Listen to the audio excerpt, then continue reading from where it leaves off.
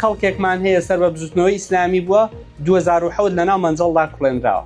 لە ساڵی 1997ەوە لەناو زیندانەکانی یەکێتی و پارتیدان 6 ساڵ ئەو چالاکوانە حکم دراوە. 6 ساڵ بەس لەبەر ئەوەی کارتێکی بۆ ناردووە. خەڵک هەیە لەناو زیندانەکانی یەکێتی و پارتیدا بە پلاییز ئەندامی نێرینەی ڕاکێشراوە. بتڵی پیکنیک بە گونەکانیدا هەڵواسراوە. پێی گوتراوە دان بەو تاوانەدا نەنی کچەکەت لەو دیوە. بەناوی خوای بەخشندەی میهرەبان بەڕێزان، ئێستا پێش هەموو شتێک داواتان لێ دەکەم کە دەقەیەک بوەستین بۆ گیانی پاچی هەموو شەهیدانەی کە گیانی خۆیان بەخت کرد لە ڕێگای ئازادی بۆ نیشتیمان.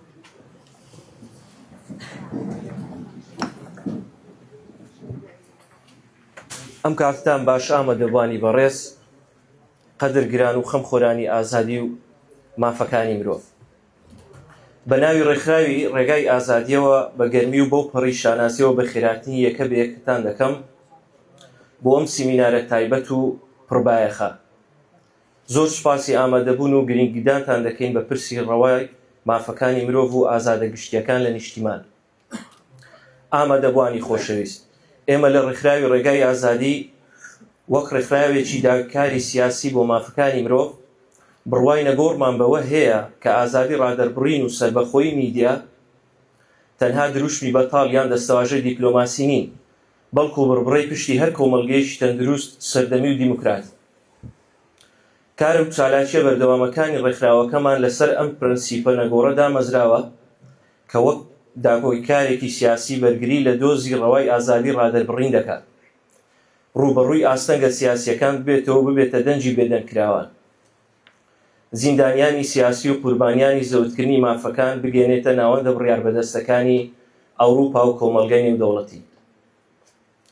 ڕێخستنی ئەم سیمینارەی ئەم ڕۆژ بە ناونیشانی دۆخی میدیا و ئازادی ڕادەربڕین لە هەرێمی کوردستانی عێراق زنجیرەیەکە لە هەوڵە بەردەوام و بێپسڕانەکانی ڕێکخراوەکەمان بۆ تیشخستنە سەر و ئەو واقعە ئاڵۆز و پڕتەحەدیەی و هەروەها و ئاستەنگانەی ڕوبەڕووی میدیاکاران و ڕۆژنامەنووسان و چالاکوانان دەبێتەوە لە تەنگ پێهەڵچنین و ڕێگری مەیدانیەوە بگرە تا دەگاتە دادگاییکردن، بگرە زیندانیکردن و خنکاندنی دەنگە ئازادەکان. بەڕێزان، بۆ پێشکەشکردنی ئەم سیمینارە وەخستنە ڕووی دوایین ئامار و توێژینەوە مەیدانیەکان شەرەفمەندین کە ئەمڕۆ کەسایەتیەکی مەیدانی و ماندوونەناس بە میوان بگرین. ئەویش کاکامەران عوسمانە، بەرپرسی بەشی مافەکانی مرۆڤ و ڕێکخەری تیم لە ڕێکخراوی CPT ئەمریکی لە هەرێمی کوردستان. کاکامەران زیاتر لە چەندین ساڵە چالاکانە لەناو